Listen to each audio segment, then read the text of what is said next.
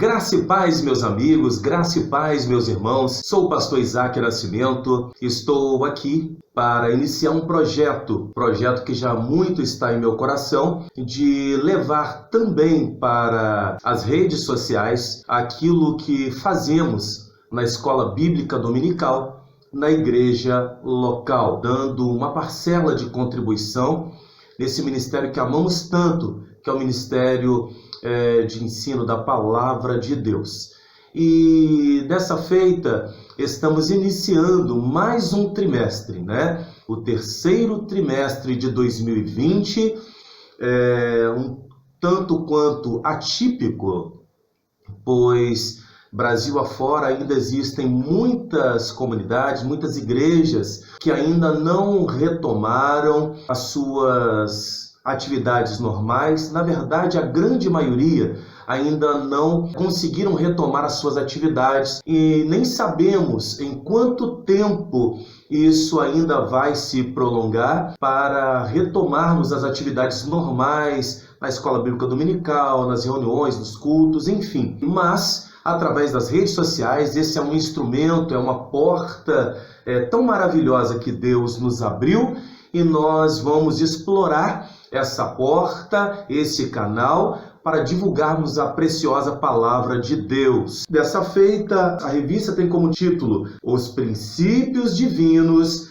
em Tempos de Crise, ou seja, muito atual. É uma situação que o mundo está vivenciando em toda essa questão de pandemia, da Covid-19. Então, esse trimestre, esses 3 meses, vem falando a respeito de crise, falando do cativeiro babilônico, falando das adversidades que o povo de Deus viveu, e Deus, com a mão forte e poderosa, deu a eles a oportunidade de ter uma virada de história de cativeiro. Nós, passando nesse momento tão difícil, nós cremos que Deus, na sua soberania, está cuidando de nós. Então vamos, nesse momento, orar ao Senhor para dar início à nossa pré-aula, da escola bíblica dominical. No domingo, todas as igrejas, seja através das redes sociais, seja aquelas que podem estar no templo, estão com a escola bíblica dominical. E aqui nós vamos fazer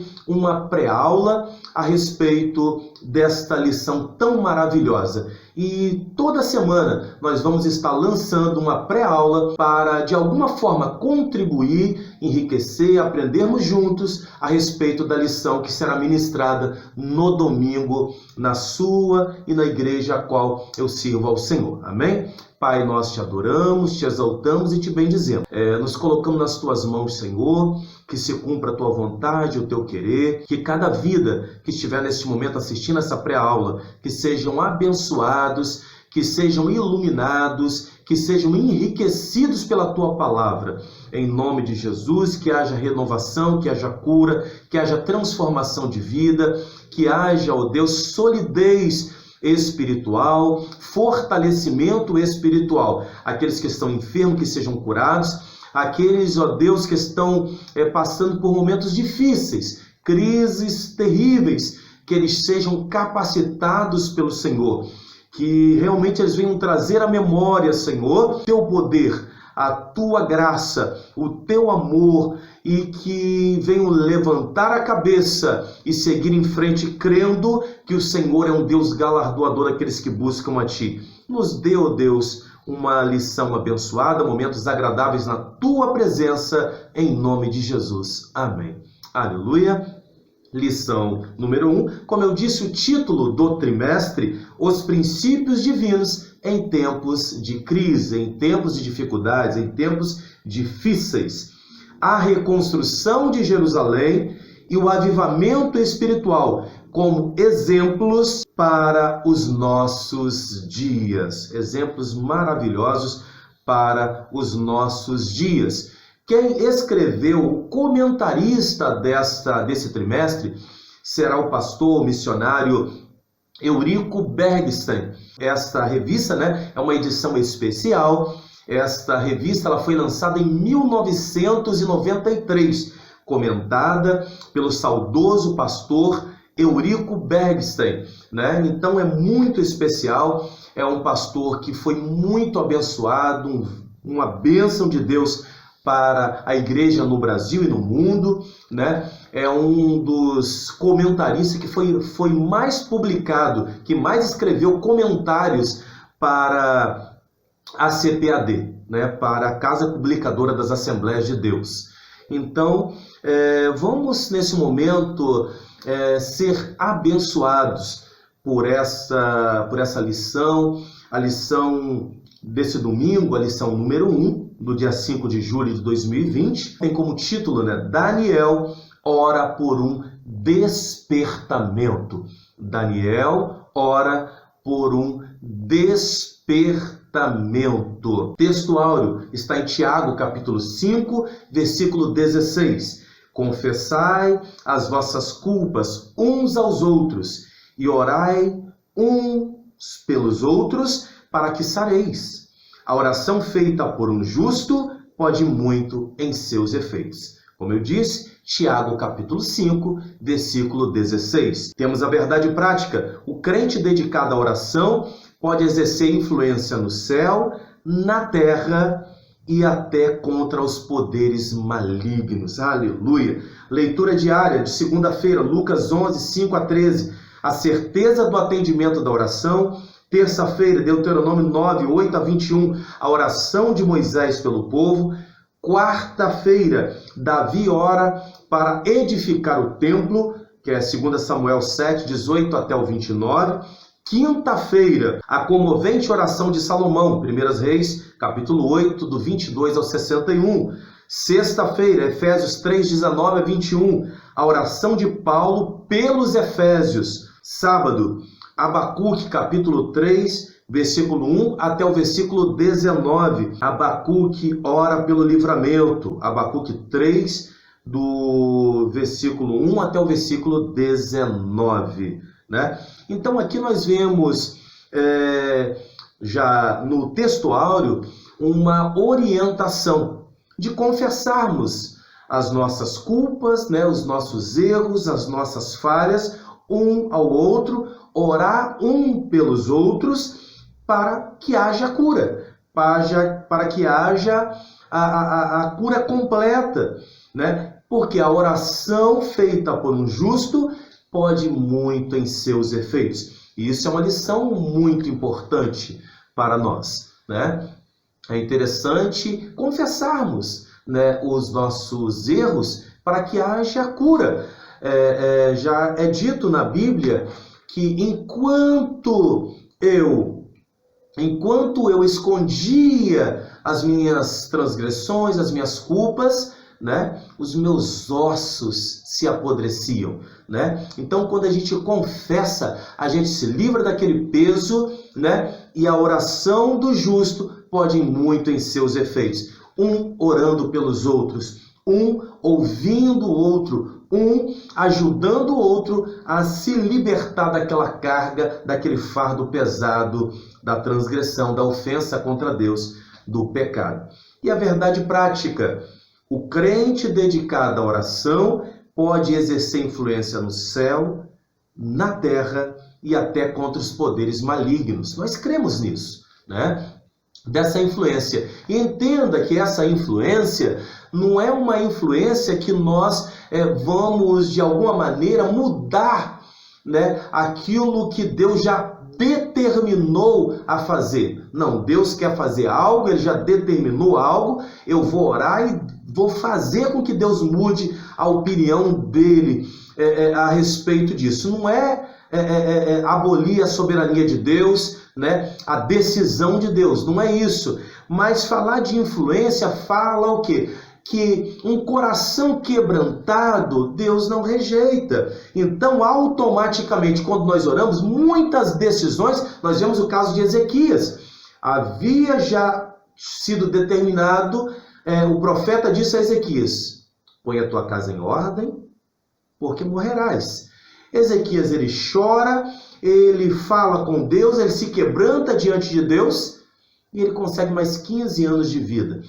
Então, o que acontece? o quebrantamento, né? Quando nós nos colocamos diante de Deus, mostrando a nossa dependência, mostrando as nossas falibilidades, mostrando o nosso amor para com Deus, até mesmo no céu, Deus pode sim fazer algo, não porque nós forçamos Deus a fazer, não, mas por amor. Pode ser que Deus mude algo que nós estamos clamando em oração, até mesmo no céu. E na terra, nós cremos nisso. Deus, ele cura, Deus, ele abre portas, Deus, ele nos protege, Deus, ele nos guarda, né? Nós oramos, nós clamamos a Deus e Deus faz coisas sobrenaturais em nosso favor, em favor da nossa família, em favor da nossa comunidade de fé, em favor do nosso trabalho, em favor dos nossos empreendimentos, em favor da obra de Deus, do ministério, né? Em favor daquilo que nós necessitamos. Deus, ele age sim em nosso favor e também contra os poderes malignos das trevas. Nós estudamos na última lição do trimestre anterior sobre batalha espiritual.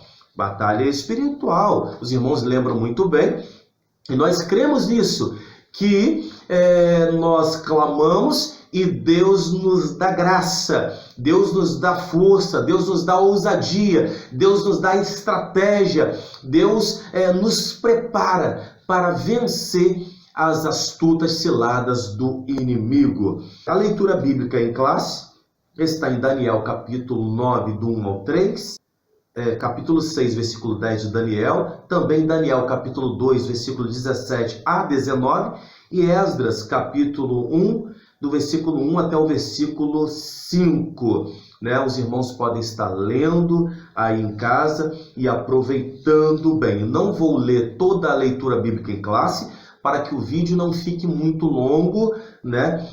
Porque nas redes sociais as pessoas não gostam de vídeo muito longo. Então nós vamos entrar na lição propriamente dita, para a intenção que é uma pré-aula. Amém? Introdução. Os crentes fiéis brilham como a luz. Mateus capítulo 5, do versículo 5 até o versículo 15. E resplandece no meio de uma geração corrompida e perversa. Filipenses capítulo 2, versículo 15. Mateus capítulo 5, versículo 15. E também a referência de Filipenses capítulo 2, versículo 15. Nós sabemos bem que em tempos de paganismo, em tempos de muita mistura, em tempos de muita ofensa contra Deus, em tempos de muitas coisas que levam o homem para longe de Deus, há uma tendência do ser humano ser deixado levar pela corrente, ser deixado levar pelas situações e às vezes dando até a desculpa que a carne é fraca, que todo mundo está fazendo assim. Mas uma coisa que me chama a atenção é o seguinte, que quando a gente era bem pequeno falava o seguinte: mãe, pai, mas todo mundo está fazendo. E aquilo que nós ouvíamos como resposta é: você não é todo mundo. E isso nos disciplinou e nos fez entender, e hoje nos dá o entendimento que realmente o que os nossos pais queriam dizer é o fato: você não é todo mundo, significa o quê? Que nem tudo que todo mundo ou quase todo mundo está fazendo significa que aquilo está certo. Eu gosto muito de dizer, nem tudo que está dando certo é certo. Os fins não justificam os meios.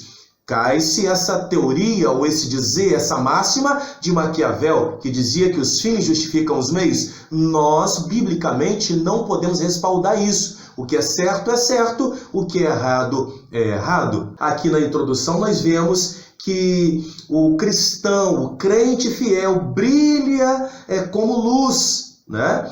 Em meio a uma geração corrompida e perversa. Alguns trimestres atrás nós estudamos sobre homens do Antigo Testamento, né?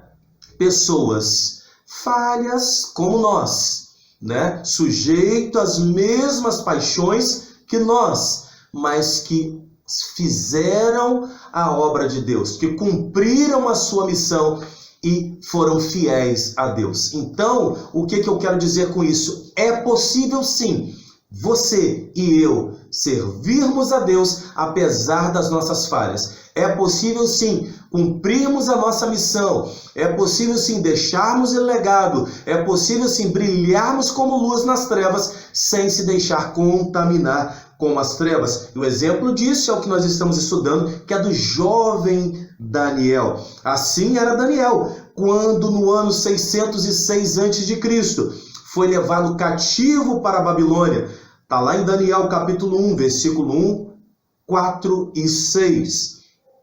Era ainda muito jovem, tinha cerca de 15 anos. Muitos anos depois, Daniel gozava de elevado conceito no reino da Babilônia. Eu estive conversando com um jovem pregador alguns anos atrás. Então eu disse para esse jovem pregador: nós temos que viver de acordo com o chamado de Deus para as nossas vidas. Né? Há uma máxima que diz o seguinte: quem não sabe para onde quer ir, qualquer lugar que chegar, para ele é lugar.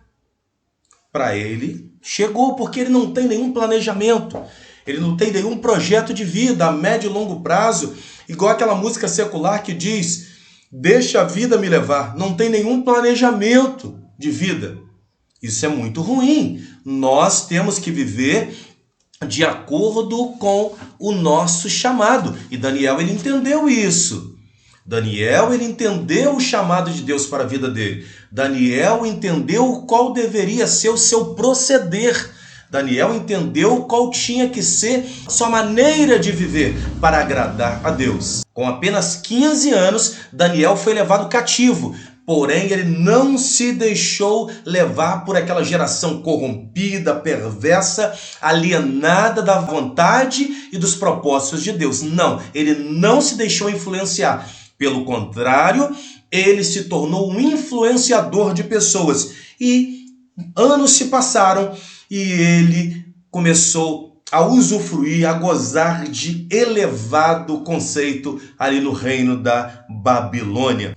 Primeiro tópico diz assim: Daniel foi despertado para orar. Isso daqui é lindo porque houve uma promessa ou uma profecia, divina, de que seriam 70 anos de cativeiro. Cativeiro esse para o povo se consertar, para o povo se conscientizar das suas falhas, dos seus erros, das suas ofensas contra Deus, e era uma forma pedagógica de Deus, por amor, disciplinar o povo e trazer novamente o povo para si.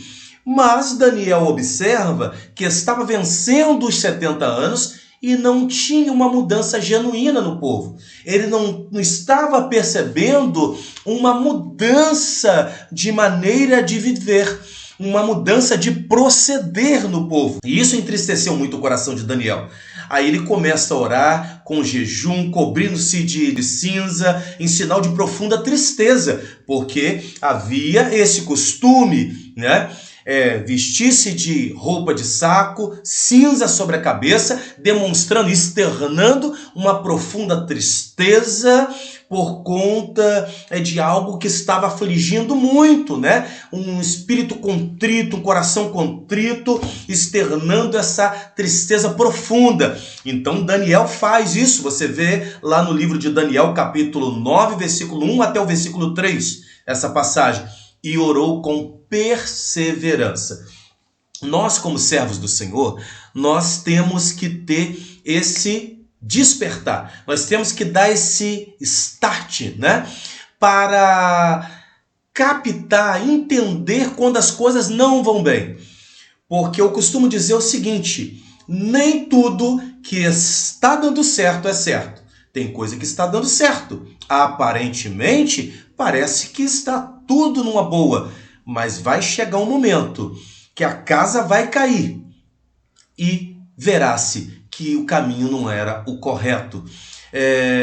Eu não gosto de uma máxima de Maquiavel, que fala o seguinte: os fins justificam os meios. Não há respaldo bíblico para isso. Não cremos nisso. Os fins não justificam os meios. O que é certo, o que é errado. Então não podemos nos deixar levar pelo príncipe das trevas. Aquilo que o mundo faz. Lembramos daquilo que os nossos pais dizíamos. Pelo menos eu, quando era pequeno, né? Eu chegava: mas todo mundo está fazendo, pai. Mas todo mundo está fazendo, mãe. E o que eu ouvi era o seguinte: você não é todo mundo. E realmente, nós não somos todo mundo. O que isso quer dizer é que tudo me é lícito, mas nem tudo me convém.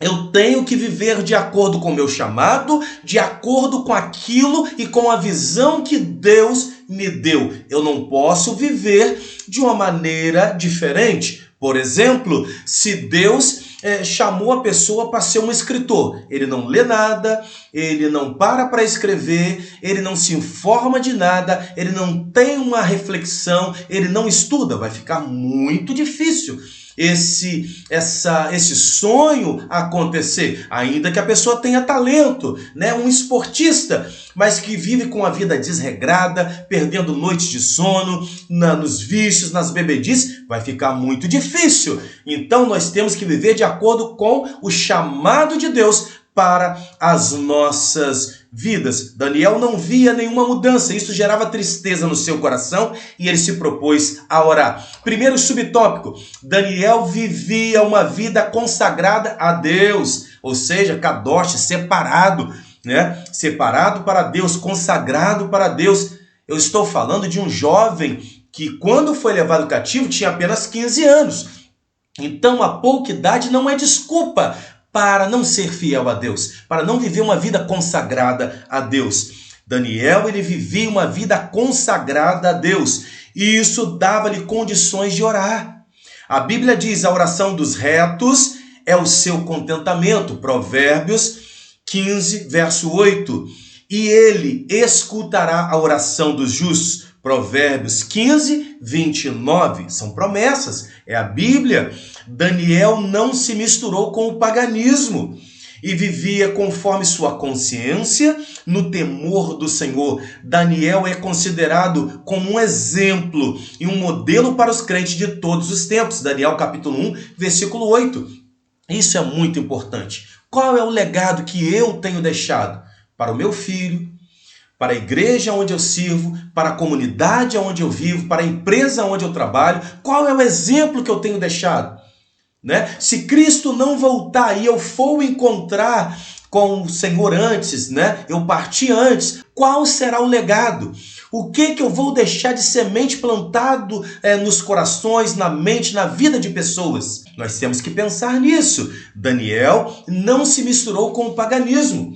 Ele não foi Maria, vai com as outras. Diz por aí o seguinte, que a voz do povo é a voz de Deus. Isso começou errado e até hoje se vocifera, se fala isso. Isso não é bíblico e isso não é verdadeiro. Muitas vezes você vai ver milhões de pessoas falando algo e lá na frente você vai ver que aquilo é um erro. Nem sempre a maioria tem razão. Ainda que a maioria tem um peso muito grande, mas nem sempre a maioria tem razão. Sempre quem vai ter razão é a palavra de Deus. Sempre quem vai ter razão é a voz de Deus. Né? Se a maioria estiver indo para o paganismo, se a maioria estiver indo para o erro, se a maioria estiver indo para a libertinagem, não é a voz de Deus e não é isso que você tem que seguir.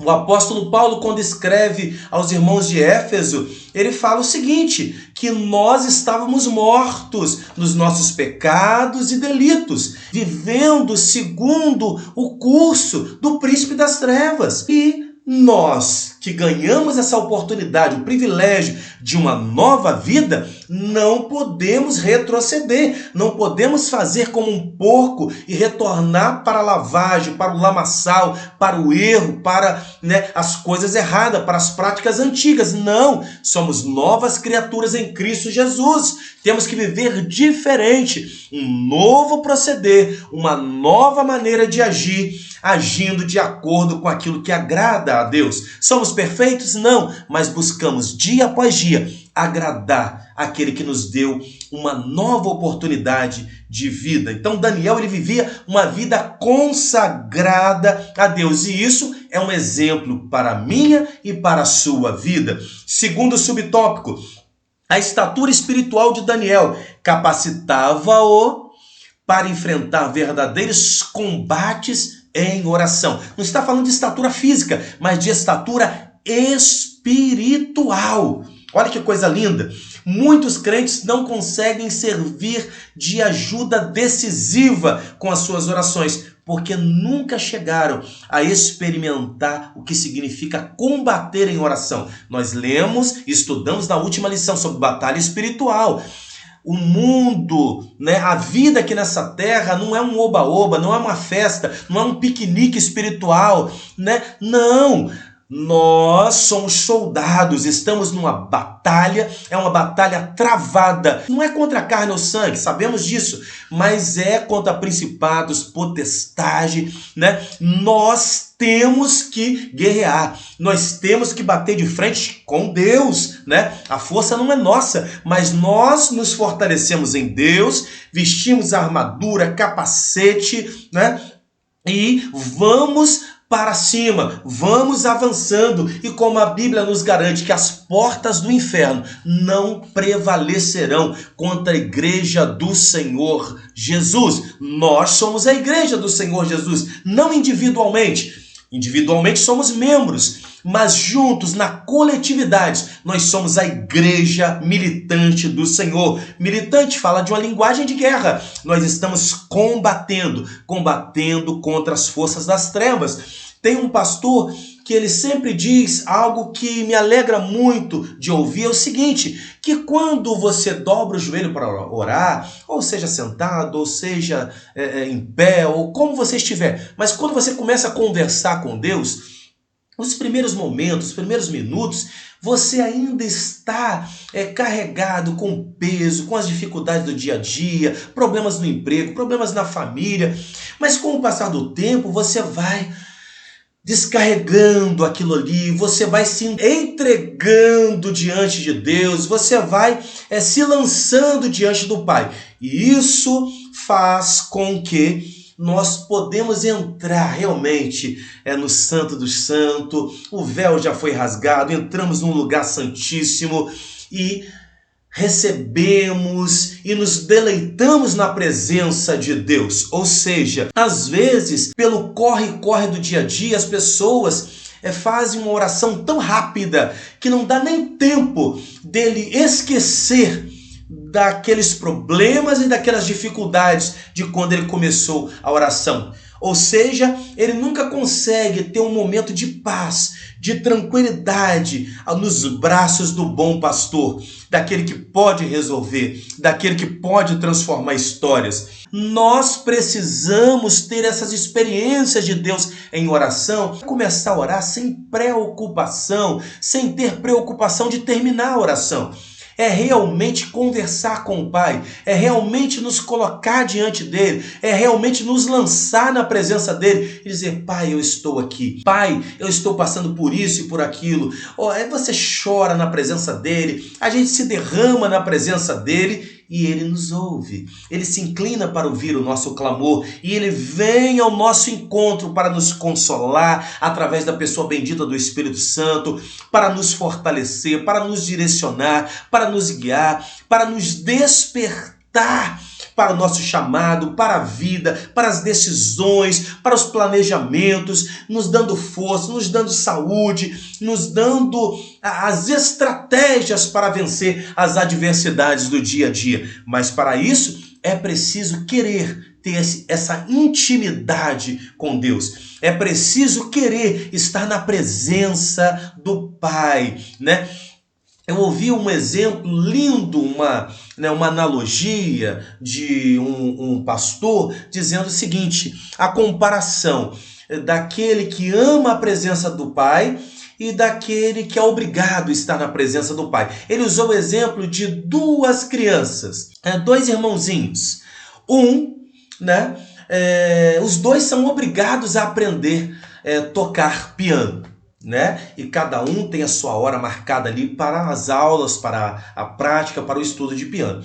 Aí um chega e vai toda hora olhando para o relógio, fazendo os acordes, e toda hora olhando para o relógio, olha para a partitura, olha para o relógio, para ver o horário que vai terminar aquela aula, ou aquela prática obrigada pelos pais. E já tem o outro irmãozinho que fica ali olhando para o relógio toda hora, não vendo a hora de terminar a aula do irmãozinho dele, para que ele possa se deleitar naquele piano, tocando as suas teclas, fazendo aqueles acordes, né? E quando vence a hora, aí o pai fala, pode parar. Ah, só mais um pouquinho, pai. Só mais um pouquinho. Tudo bem, mais 10 minutos. Pai, só mais um pouquinho. Essa é a diferença de quem é obrigado a estar na presença do Pai, de quem é obrigado a fazer, de quem é obrigado a praticar, de quem é obrigado a estudar a palavra, de quem é obrigado a orar, de quem é obrigado a buscar a presença de Deus e daquele que não vê a hora de se deleitar na presença do Pai. Essa é a diferença. E nós temos que viver. Com o segundo exemplo, é aquele menininho que não vê a hora de estar dedilhando aquele piano, lendo aquela partitura, se aprendendo, se alimentando, se fortalecendo, se enriquecendo com aquilo que traz paz e alegria para a sua vida. Assim tem que ser o nosso proceder diante de Deus. É nós nos alegrar na presença dele, é querer estar nos braços do Pai, constantemente nos alimentando, nos fortalecendo, nos enriquecendo na presença dele espiritualmente, aprendendo com ele, tendo direcionamento para a nossa vida. E Daniel, ele tinha esse prazer. Daniel, ele tinha essa alegria. Ele experimentou o que era combater em oração. Ou seja, o que é combater em oração? É perseverar firmemente em oração. Você vê isso em Romanos capítulo 12, versículo 12, Gálatas capítulo 1, versículo 30, Colossenses capítulo 2, versículo 1, são guerras, batalhas de oração. Eu não sei se você teve o privilégio, a oportunidade de ler aquele livro e até um filme chamado Quarto de Guerra. Se você ainda não teve essa oportunidade, leia, né? Assista ao filme Quarto de Guerra, né? É apenas um nome para falar daquele cantinho aonde você se deleita nos braços do Pai. A Bíblia nos orienta, né, a fechar a porta e nos colocar nos pés dele. E aquele que nos vê no secreto, ele nos recompensa, ele nos abraça, ele nos ouve, ele muda a nossa história. E não só oração por nós, mas também a intercessão. É batalhar também pela vida dos nossos entes queridos, dos nossos amigos, dos nossos colegas, até mesmo daqueles que, sem causa, querem ser nossos inimigos. Nós lutamos em oração, em intercessão, para que Deus venha mudar essa história. Então, existem pessoas que somente de vez em quando visitam um culto de oração. Daniel, porém, ele tinha por hábito orar 3 vezes por dia. 3 vezes por dia. Daniel tinha o hábito de orar ao Senhor. Você vê isso lá em Daniel capítulo 6, versículo 10.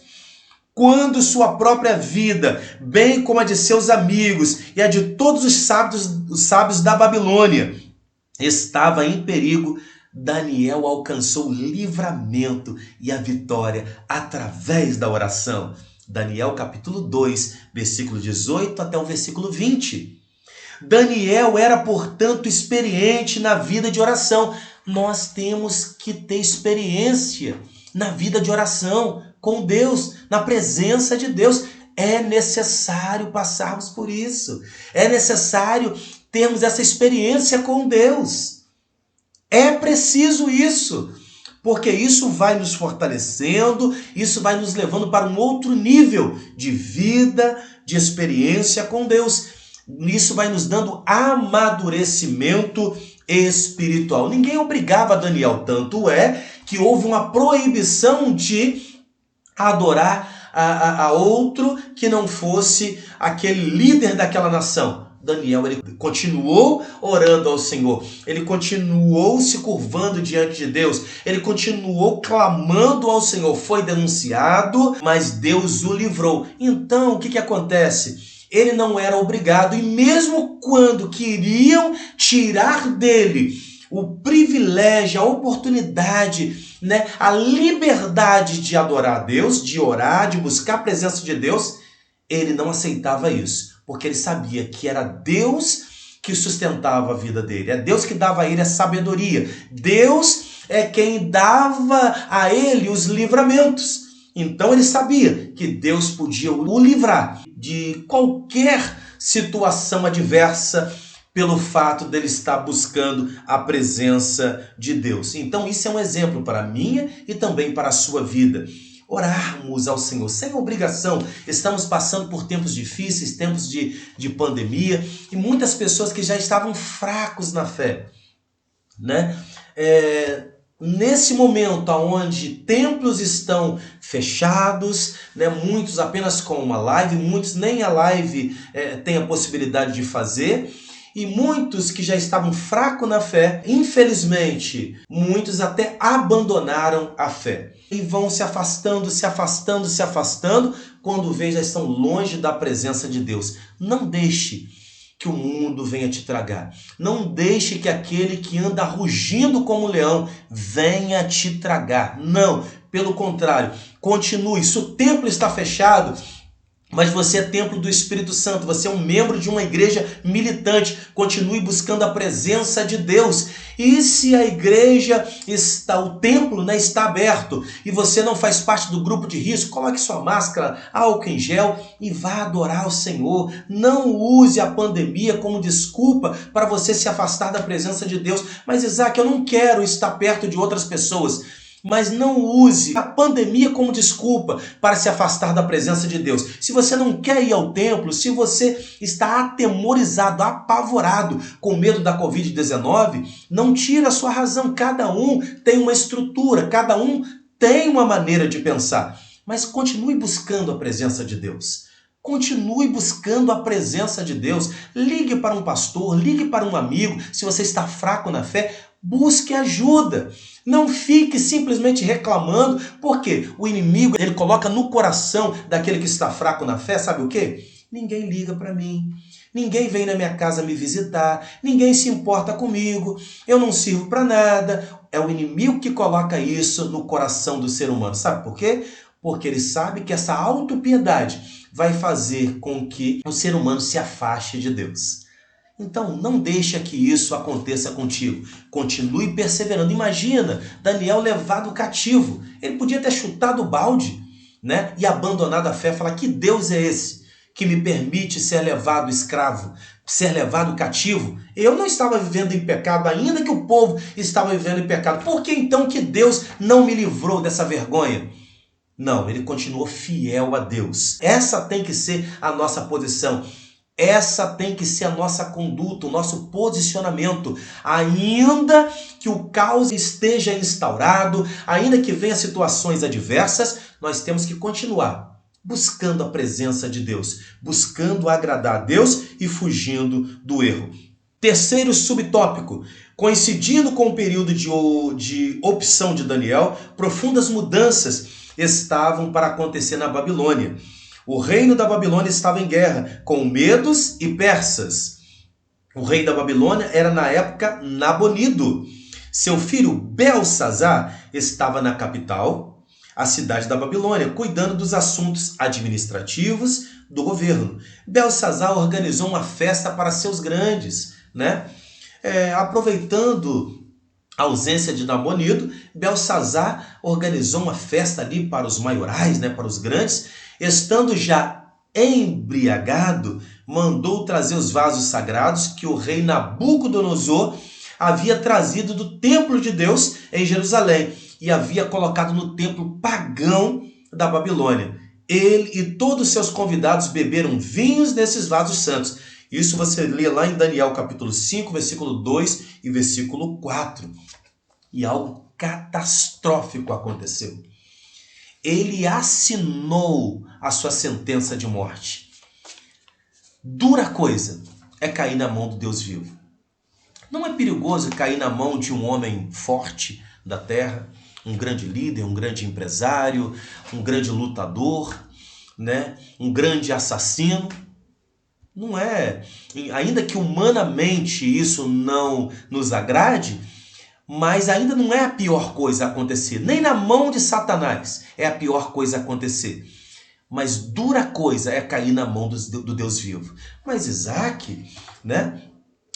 Eu acho que você está errado, pastor. Não, eu te digo por que eu estou falando isso. Porque se você cai na mão de um assassino, Deus te livra. Se você cai na mão de um grande empresário, Deus te livra. Se você cai na mão de um grande líder, Deus te livra. Se você cai até na mão de Satanás, Deus te livra. Você lembra do exemplo de Jó? Deus permitiu que ele tocasse, né, nos bens, até na saúde. Só que Deus estava protegendo Jó. Ele disse o seguinte: agora na vida você não toca, porque eu sou o dono da vida. Você tem limites, Satanás. O que eu quero dizer com isso? Dura coisa é cair na mão do Deus vivo. Porque quando caímos na mão de Deus, ninguém pode nos livrar. Não existe nenhum poder maior que o poder do nosso Deus. Ninguém pode escapar das mãos de Deus. Entende isso? Ninguém pode escapar das mãos de Deus. E Belsazar, na sua loucura, na sua embriaguez, não se deu conta disso. Ele pega os utensílios sagrados e profana aquilo que era consagrado e profana. E ali ele assinou a sua sentença de morte. Houve então uma intervenção divina. O rei viu que dedos de mãos de homem escreviam na parede, defronte do castiçal. Os joelhos do rei tremiam, tremiam. Sábios e astrólogos não puderam interpretar a mensagem escrita na parede. Finalmente Daniel foi introduzido na festa, né? Os sábios não puderam resolver, então eles mandam buscar aquele que tinha vida com Deus, aquele que orava 3 vezes por dia, aquele que amava estar na presença de Deus. Essa tem que ser as pessoas que você se cerca. Jim Rohn fala o seguinte: você é a média das 5 pessoas que você mais convive. Então se cerque de pessoas que têm vida com Deus. E ter vida com Deus não é profetizar, não é saltar, não é pular, não é falar línguas estranhas. Isso pode fazer parte, mas ter vida com Deus é aquele que você vê evidenciado em sua vida o fruto do Espírito Santo. Mansidão, longanimidade, benignidade, né? É aquele que evidencia o fruto do Espírito. É aquele que busca estar na presença de Deus. É aquele que você chega pedindo um aconselhamento, ele não vai te aconselhar daquilo que ele acha, mas daquilo que a Bíblia diz. Aquela pessoa que te leva para mais perto da Bíblia, da palavra de Deus, da exatidão da interpretação bíblica. Saiba, esse é o seu verdadeiro amigo. Ainda que fale algo que você não goste, mas se aquilo tem respaldo bíblico, esse é o seu verdadeiro amigo. Essa pessoa é sua verdadeira amiga. Porque ele está te levando para mais perto de Deus. Assim como Deus falou com Josué: Josué, não aparte da tua boca o livro dessa lei, porque isso fará prosperar o seu caminho, né? Medita nesse livro, Josué, dia e noite. Isso é lindo. Você vê Paulo falando com Timóteo: guarda o bom depósito, Timóteo. Ou seja, a palavra de Deus. Então, você é a média das 5 pessoas que você mais convive. Então se cerque de pessoas que têm uma vida consagrada a Deus, porque isso vai mudar a sua história. Pessoas que realmente amam buscar a presença de Deus, pessoas que amam a palavra de Deus, não só ler a palavra de Deus, mas viver a palavra de Deus, né? Praticar a palavra de Deus. não com interpretações dúbias, meio que extraviadas, meio que em cima do muro, não, mas interpretação fidedigna, interpretações exatas com respaldo bíblico, sem distorcer nem para a direita nem para a esquerda, para beneficiar A ou B, mas uma pessoa que realmente tem fidelidade à palavra de Deus. Mandaram chamar Daniel, né? Capítulo 5, versículo 13 do livro de Daniel. E Daniel interpretou o texto escrito na parede. Entre outras coisas estava escrito: dividido foi o teu reino, e deu-se aos medos e aos persas. Daniel capítulo 5, versículo 28. Naquela mesma noite foi morto Belsazar, rei dos caldeus. Daniel capítulo 5, versículo 30. Dura coisa é cair na mão do Deus vivo. Dura coisa é profanar as coisas sagradas. Dura coisa é debochar, é zombar das coisas de Deus. Não faça tal coisa. Isso é uma insensatez. E isso é lavrar a sentença de morte. Daniel foi um jovem hebreu da classe nobre, levado cativo à Babilônia por Nabucodonosor, rei do império. Acerca de sua genealogia, né, a sua árvore genealógica, não sabemos muita coisa. A Bíblia não nos dá muito a saber a respeito de Daniel, né? Não sabemos muita coisa. Apenas aquilo que é depreendido, né? Aquilo que é explícito no livro que traz o seu nome. Não era sacerdote, como Jeremias e Ezequiel, mas era como Isaías, da tribo de Judá e provavelmente da casa real, né? Isto é, da descendência de Davi. Daniel foi um profeta de Deus cujos temas são de alcance muito vasto. Vaticinou, né, profetizou acontecimentos que ainda vão surgir na história do planeta. Daniel vaticinou coisas que já aconteceu e coisas que ainda virão acontecer. Porque Daniel, ele está junto com o Apocalipse, né, dentro de uma disciplina teológica chamada escatologia, ou seja, doutrina das coisas futuras. Então, muitas coisas ainda vão acontecer e foram vaticinados, profetizados por Daniel lá atrás. Coisas que ainda vão acontecer no planeta, os quais estamos estudando à luz do contexto do seu próprio livro, né? Ele, naquela corte, lá na Babilônia, ganhou muita celebridade. O primeiro acontecimento pelo qual obteve influência foi a interpretação que deu ao sonho do rei, né? Quem lê sabe muito bem do que eu estou falando, né? Ele interpretou aquele sonho do rei. Ele foi realmente um homem escolhido por Deus para tão grande tarefa espiritual. Agora, não se engane, irmãos. Muitas vezes você vê pessoas falando: ah, nada, eu sou escolhido de Deus, eu já vi alguns pregadores até falando, eu sou xodozinho de Deus. Não se engane. O povo de Israel teve uma promessa que entraria na terra prometida, certo? Só que a grande maioria que ouviu essa promessa, que esperavam por essa promessa, a maioria esmagadora não entrou na terra. Aqueles que tinham uma maior idade que entraram foram Josué e Calebe. Aquelas pessoas que tinham maioridade e que aguardavam a promessa ficaram andando em círculo até que todos morressem, para que a nova geração, ou seja, aqueles que tinham menor idade, viesse a entrar na terra prometida. Moisés desobedeceu por um momento de raiva, de tanta humilhação, de tanta decepção com o povo, também não entrou na terra. Viu a terra de longe, mas não entrou na terra. O que eu quero dizer com isso? O fato de ter promessa de Deus não significa que você vai viver a promessa de Deus.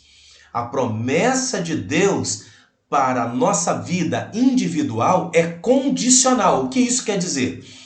Se Deus tem uma promessa para a minha vida e eu vivo na vida louca, eu vivo de qualquer maneira, pecando deliberadamente, ignorando a presença de Deus deliberadamente, ignorando a vivência com Deus, o estudo da palavra de Deus, a prática da palavra de Deus, vivendo, buscando agradar a Deus deliberadamente, eu não vou viver aquilo que Deus prometeu para a minha vida. Não se engane, tem muita gente cantando por aí que quem tem promessa não morre. Morre e morre mal. Morre e morre mal. Porque a paciência de Deus tem limite. Ele vai dando corda, mas quando ele puxa para uma pessoa que conhece a verdade deliberadamente, continua no erro, uma hora ele puxa a corda. E como nós vemos ali que aconteceu com Beltesazar. Dura coisa é cair na mão do Deus vivo. Dura coisa é cair na mão do Deus vivo. Beltesazar foi brincando, profanando as coisas sagradas. E ele lavrou a sua sentença de morte e não teve chance de arrependimento. Naquela mesma noite que os dedos escreviam na parede, ele morreu. Então, vamos nos apegar ao nosso Deus, continuar vivendo de acordo com o nosso chamado. Segundo tópico, a resposta às orações de Daniel. Isso aqui é muito interessante, que nós temos que orar, mas orar crendo que Deus é um Deus que responde. Deus é um Deus que ouve oração, se inclina para ouvir o clamor do seu povo, um Deus que se importa com o seu povo. Nós não podemos chegar diante de Deus para orar como um fracassado, como um derrotado. É chegar diante de Deus e dizendo, será que Deus pode? Será que, se Deus não fizer da maneira como você ou eu estamos pedindo, Ele vai fazer muito melhor do que nós podemos imaginar. Agora, capacidade não falta ao nosso Deus. Amor não falta ao nosso Deus. Deus não é aquele Deus sádico que quer ver o nosso mal, a nossa humilhação, a nossa derrota. Não, pelo contrário, Deus quer ver o melhor para as nossas vidas. Daniel havia orado, lembrando-se da promessa de Deus registrada pelo profeta Jeremias. Então você percebe que Daniel, ele não era um camarada que vivia só no oba-oba, no pula-pula, no reteté. Não, Daniel, ele era aplicado na palavra. Aplicado na palavra. Porque hoje qualquer um é chamado de homem e mulher de Deus. Só que são pessoas que você pergunta a ele, tem semanas, meses, que ele não abre a sua Bíblia para poder ler. Não medita na Bíblia, né? Outros só leem a Bíblia para poder pregar. Ou seja, é um leitor profissional. Ele não ama porque ele quer ser renovado pela palavra, se alimentar da palavra, né? Nós almoçamos, jantamos, né? Muitos não jantam, mas pelo menos almoçar, eu creio que todos almoçam. Tomam um bom café da manhã, um chazinho, um café da tarde. Por que a Bíblia tem que ser lá uma vez na vida e outra na morte? Não, tem que ser o nosso alimento diário. Nosso alimento diário. Então, eu não creio que um homem e uma mulher de Deus não seja aplicada à leitura. Você vai falar assim, Isaac, mas isso é um preconceito, e quem não sabe ler? Mas ele sabe ouvir. Mas quem não pode ouvir? Mas ele, hoje em dia, tem libras, né? Ele tem gestos. Ele consegue sentir a presença de Deus, né? Eu conheço pessoas que aprenderam a ler na Bíblia, através de soletrando, juntando letrinhas na Bíblia, que pregavam e pregam lindamente. E outras pessoas também que não sabem ler, mas que pregam, que ensinam e têm uma vida irrepreensível na presença de Deus. Sabe por quê? Porque eles amam a palavra de Deus. O pregador está pregando, o professor está ensinando, a escola dominical, não falta uma escola bíblica dominical, e se alimentando e guardando no coração essa palavra e vai transmitindo isso para outras pessoas. Não há justificativa. Existe sim falta de amor às coisas de Deus, né? Então, homem e mulher de Deus não é quem pula, roda e sapateia, né? Homem e mulher de Deus é quem evidencia fruto do Espírito, é quem ama a palavra de Deus, é aquele que você chega com a palavra de derrota e que à luz da Bíblia ele te dá uma palavra de ânimo que te levanta à luz da palavra de Deus. Isso é um homem e uma mulher de Deus. Não é um missionário, um emissário do fracasso, mas sim de vitória. Eu não estou falando de triunfalismo, mas estou dizendo da palavra de Deus que é cheia de promessas e promessas, não promessas loucas, mas respaldadas, né, e bem alicerçadas, sabendo que Deus é um Deus galardoador daqueles que buscam a Ele. Então, Daniel, quando ele chegou diante de Deus, ele chegou crendo, e sempre que ele ia orar, ele sabia que Deus podia mudar qualquer situação. Então ele orou lembrando das palavras de Jeremias. Olha só o que disse Jeremias: vos visitarei e cumprirei sobre vós a minha boa palavra, tornando-vos a trazer a este lugar. Jeremias capítulo 29, versículo 10, leia lá. Daniel havia orado lembrando-se da promessa de Deus registrada pelo profeta Jeremias, né? Lembrando. Você só pode lembrar de algo que você leu. Olha só, Jesus, ele chegava e recitava a palavra. Ah, por quê? Ah, não, mas que ele é filho de Deus. Ele lia a palavra. Se você estudar a história da criação de um menino judeu, ele vive, se alimentando da palavra, comendo a Torá, se alimentando da palavra. Então não é algo, porque às vezes a pessoa acha que é algo sobrenatural. Revelação é uma coisa, né? Mas às vezes a pessoa fala que o Espírito Santo me fará lembrar. Lembrar de quê? Se você não ama estudar a palavra de Deus. O Espírito Santo ele vai te fazer lembrar daquilo que você leu, ouviu, prestou atenção, com amor, se aplicou com diligência àquele conteúdo. Então ele se lembrou daquilo que Jeremias havia dito. Com a queda do reino babilônico e com o início do governo do rei Ciro, guarda essa palavra, Ciro, esse nome, né? Rei Ciro, aqui muda muita coisa. As coisas evoluíram com muita rapidez, deixando todos surpreendidos e admirados. Entenda uma coisa, a Babilônia era muito poderosa, né?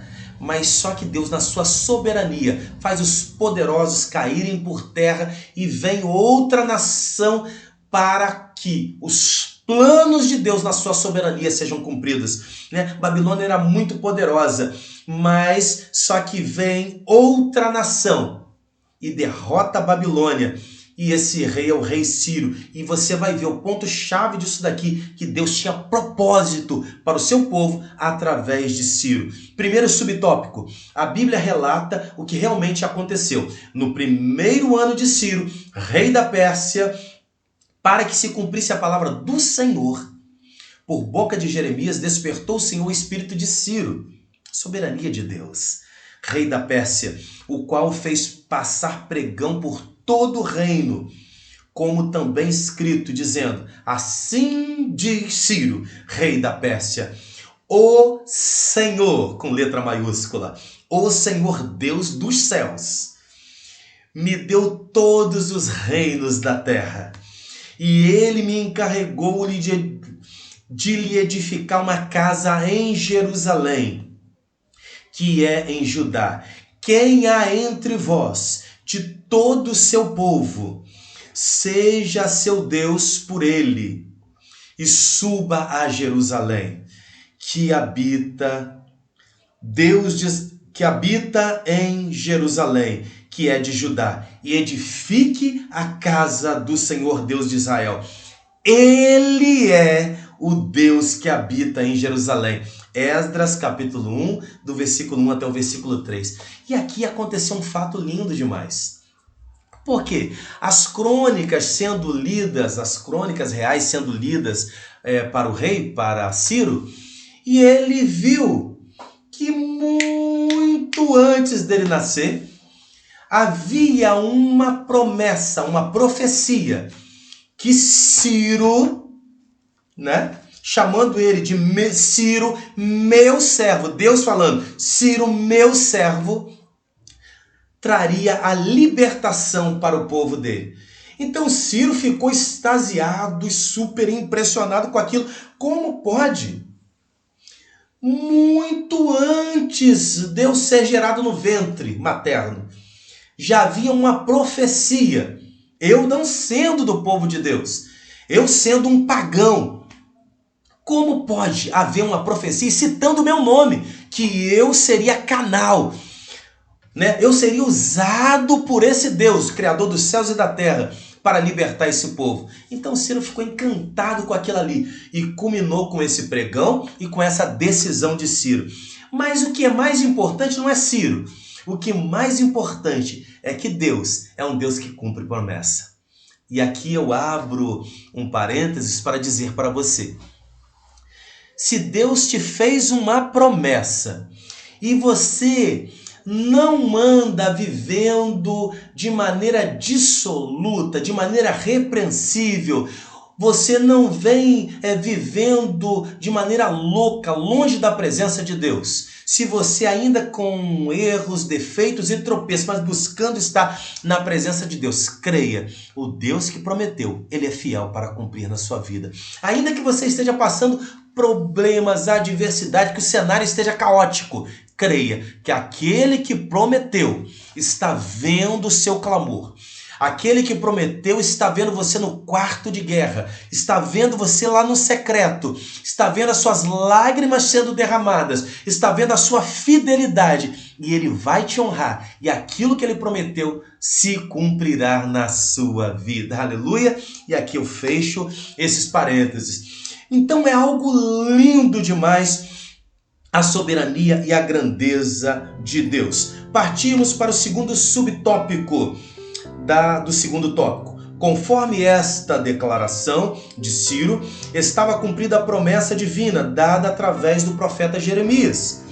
Mas tudo foi como diz a Bíblia. Tudo muito mais abundante, além daquilo que pedimos ou pensamos. Efésios, capítulo 3, versículo 20. Nós estudamos isso no trimestre passado, né? Às vezes nós pedimos algo a Deus. Deus não dá, mas Ele dá muito além do que pedimos, até aquilo que nós podemos imaginar.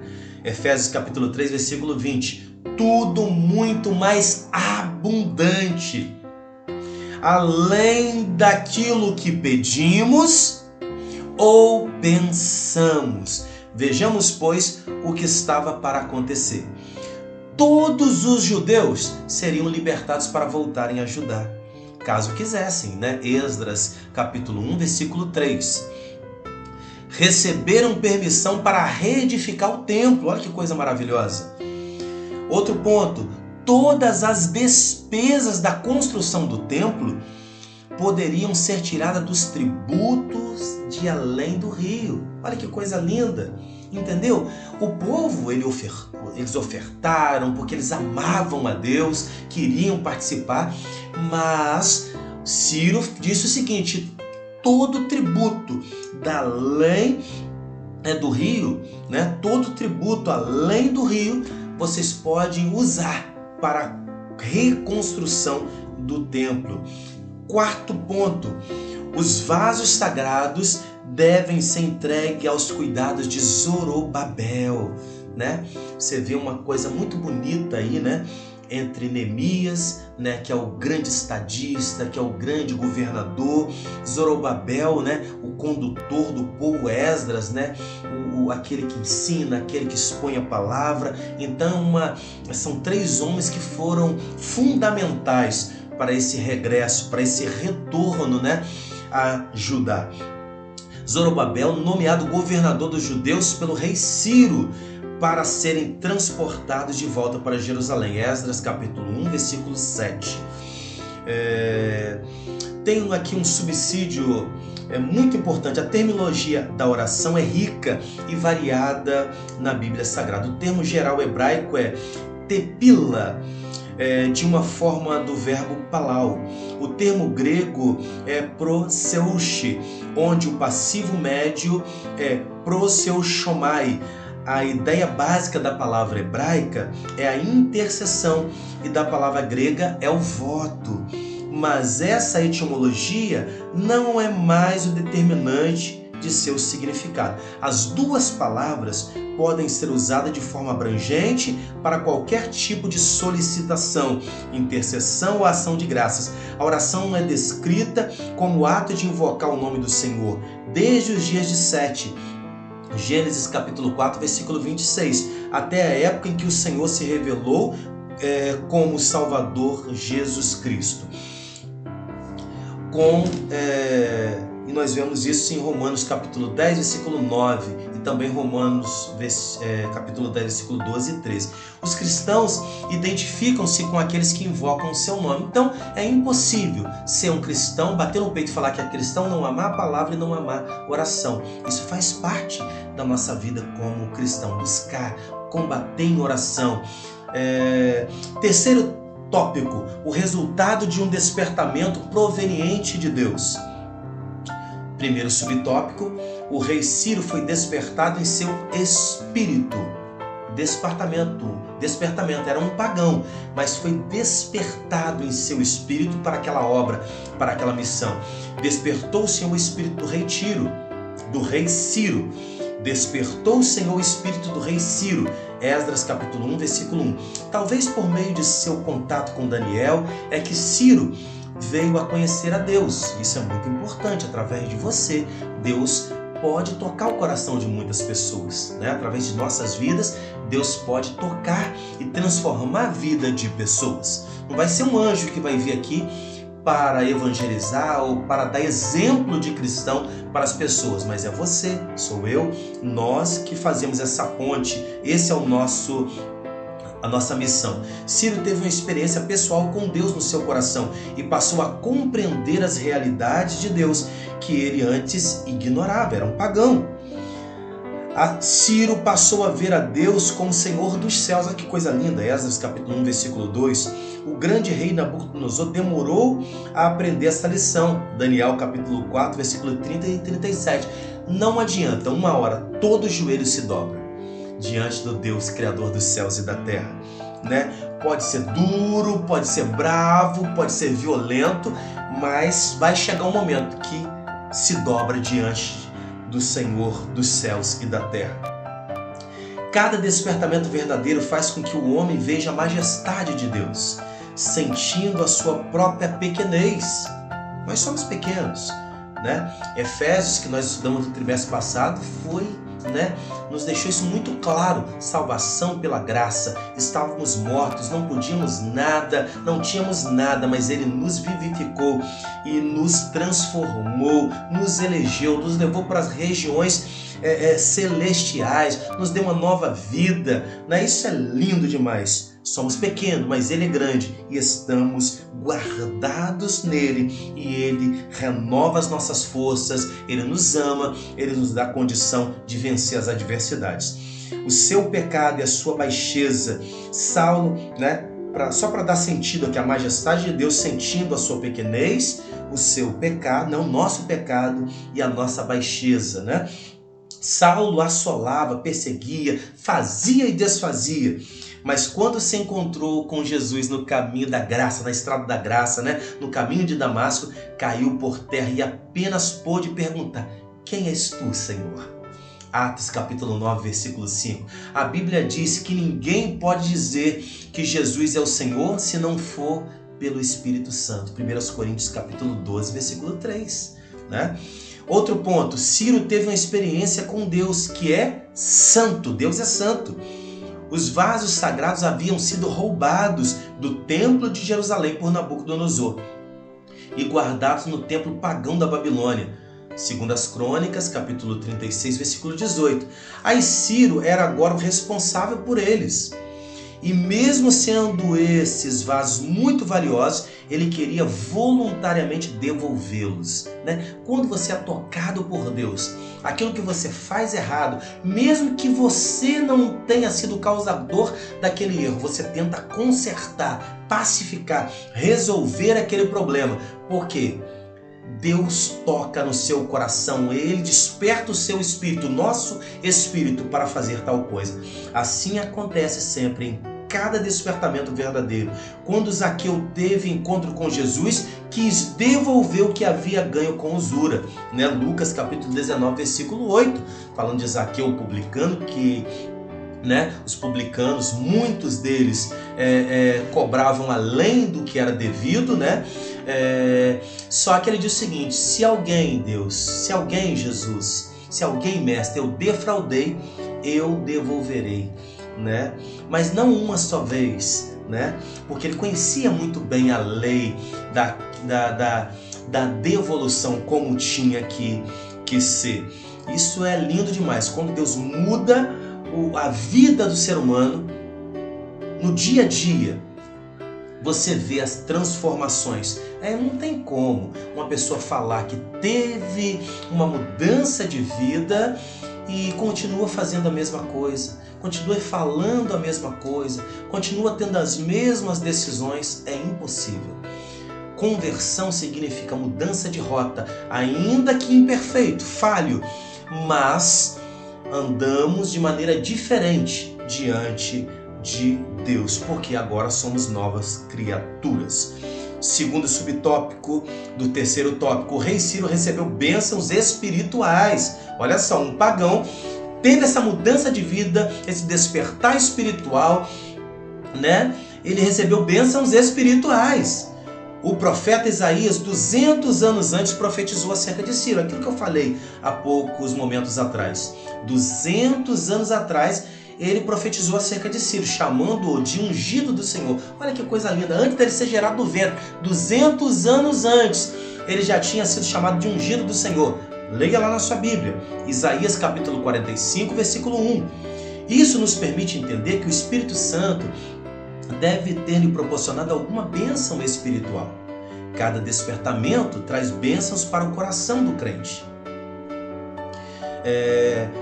Uma síntese aqui desse tópico, muito importante, que o rei Ciro ele veio a conhecer a soberania divina. Ele era rei, mas ele entendeu e conheceu que acima dele havia o verdadeiro rei, o verdadeiro soberano, o rei dos reis, o senhor dos senhores, aquele que tem o domínio, o cetro nos céus e na terra.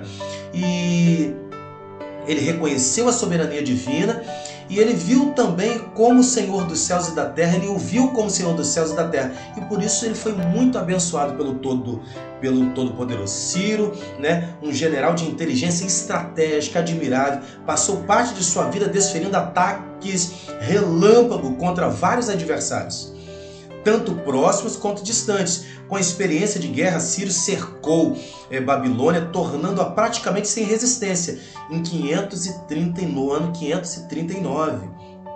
O rei Nabonido tinha o hábito de ausentar-se da capital e fazia-o até mesmo ou especialmente nas comemorações de Ano Novo. Nabonido, olha só. Quando, como de costume, participava dos rituais tradicionais. Suas ausências eram cada vez mais frequentes e demoradas. Está falando do rei Nabonido, que era o rei principal, titular, Suas ausências eram frequentes e demoradas, de forma que o real governo da cidade estava na mão do seu filho, Belsazar, aquele que se embebedou e que foi morto porque profanou as coisas sagradas. Foi esse desafortunado vice-rei, o filho, vice-rei, que presenciou o colapso da nação com a chegada de Gubaru, o comandante persa, e o governo de Gution. Parece que Belsazar morreu durante ou pouco depois do conflito, enquanto seu pai Nabonido foi capturado em seguida solto condicionalmente. 2 semanas depois, Ciro marchou triunfantemente pela cidade e celebrou com alegria a derrota do seu rival, tornando-se o senhor absoluto do Oriente. Ciro pôs em prática uma política beneficente, permitindo a todos os exilados o retorno para suas terras. Olha que coisa linda, entendeu? Ele dominou sim a terra, mas ele já teve uma nova postura.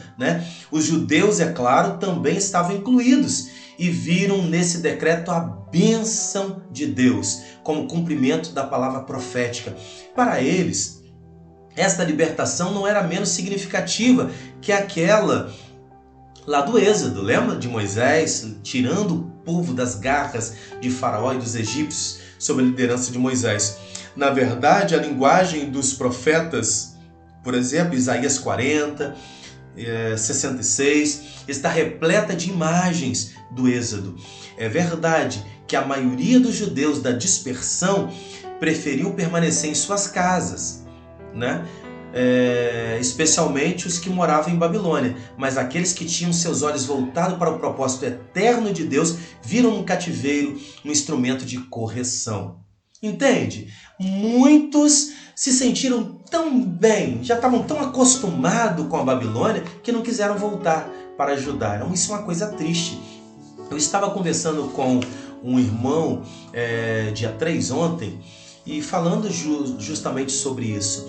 Às vezes o ser humano, até o cristão, tá tão acostumado com esse mundo que ele nem pensa na volta de Jesus. Ele, às vezes, quando lembra da volta de Jesus, ele vê como um incômodo ou como algo terrível, algo que vem para atrapalhar a sua vida, né? E essa não tem que ser a visão, porque o nosso lugar não é aqui. Nós estamos aqui de passagem, né?